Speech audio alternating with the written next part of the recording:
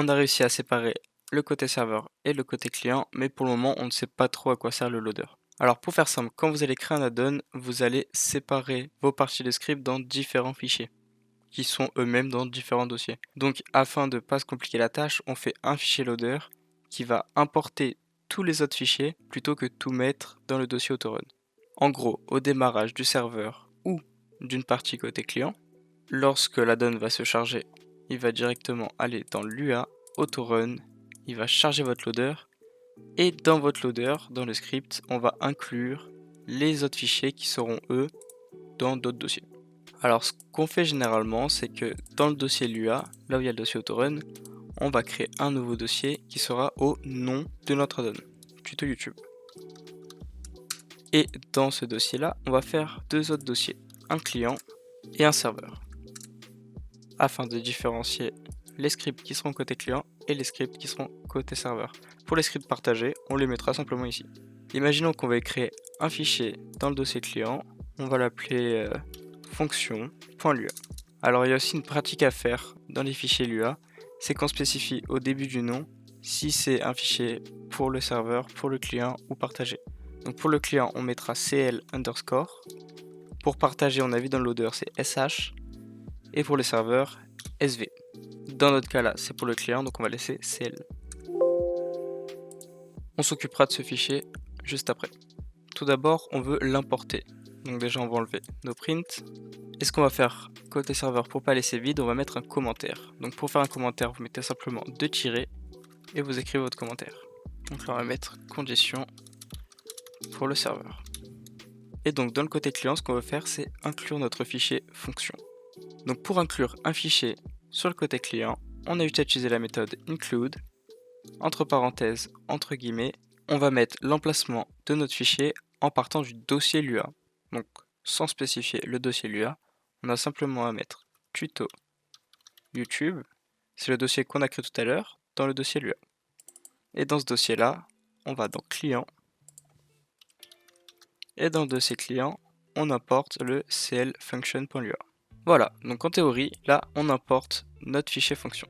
Sauf que ça ne fonctionnera pas étant donné que le client, lui, n'a pas ce fichier fonction étant donné qu'il est sur le serveur. Donc ce qu'on va faire, c'est que du côté serveur, on va utiliser la méthode qui est add cs luafile. Et donc on va spécifier, tout comme pour l'include, l'emplacement de notre fichier.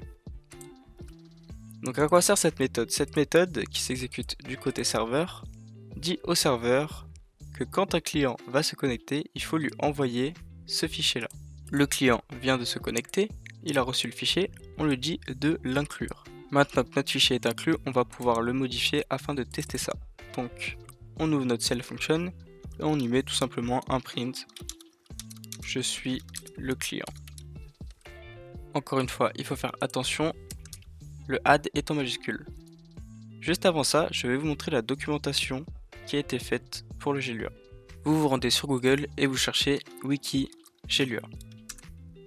Vous prenez le lien de Facepunch et vous retrouvez sur le wiki. Alors sur votre gauche, vous avez toutes les catégories qui vont vous être utiles. Quand vous allez développer un add-on, vous allez passer la moitié de votre temps sur le wiki à faire des recherches. Donc là, pour vérifier le add.cs file, je mets add.cs, voilà, il se retrouve ici. Et on a toutes les explications ainsi que quelques exemples. Donc c'est là qu'on voit bien que c'est un A majuscule.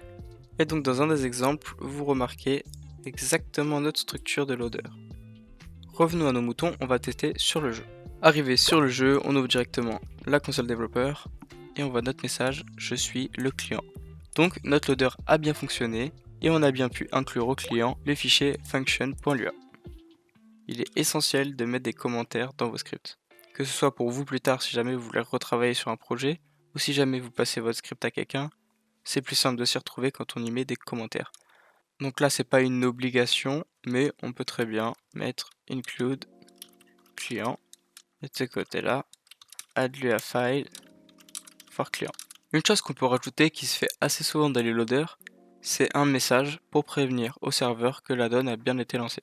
Donc on peut utiliser la méthode msg et même la méthode msgc pour pouvoir ajouter de la couleur dans le message. C'est-à-dire que vous spécifiez une couleur, imaginons un rouge, Donc les couleurs sont au format RGB, red, green, blue pour rouge, vert, bleu. RGBA même pour l'alpha, qui est la transparence, mais ici on ne l'utilisera pas étant donné qu'on est dans un message de console. Si jamais vous voulez récupérer une couleur précise en RGB, vous avez plein de sites. Vous cherchez ça sur Google et vous trouverez rapidement. Donc vous mettez votre couleur, une virgule, votre message. Donc nous par exemple, on va mettre tuto YouTube. On va remettre une virgule afin de remettre la couleur du texte en blanc. Donc 255, 255, 255 pour la couleur blanche.